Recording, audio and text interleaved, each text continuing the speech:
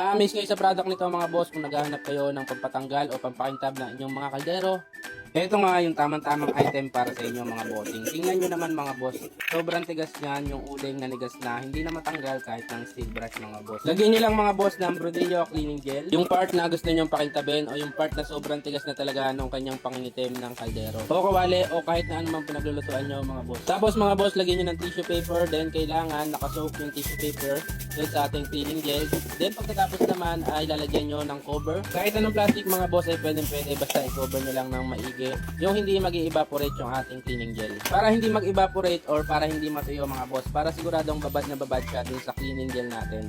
Kaya yan, kung makikita nyo mga boss, babad na babad yan ng 24 hours. Kaya naman talagang kinakamay ko na lang yung pagtanggal dyan sa mga nanigas na mga itim-itim na yan. Ikaw na lang talaga yung ma-amaze sa product na to mga boss. Kasi ang daming nagtitindang ganito mga pampakintab ng kaldero. Yung ini-spray din naman yung iba naman ay yung sobrang bula.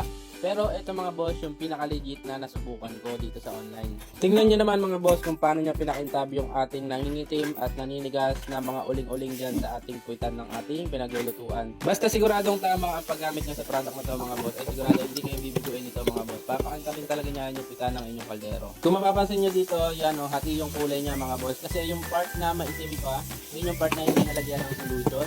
Ngayon yung part na makintab, ay yun yung merong solution mga bossing. Kaya kung may mas maitim pa kayo dito na kaldero mga boss, ito yung bilhin nyo, sobrang mura lang na itong item na to mga bossing. Ito nga pala yung Brodillo Black Pot Bottom Cleaning Gel natin mga bossing, sobrang mura lang yan sa Yellow Basket.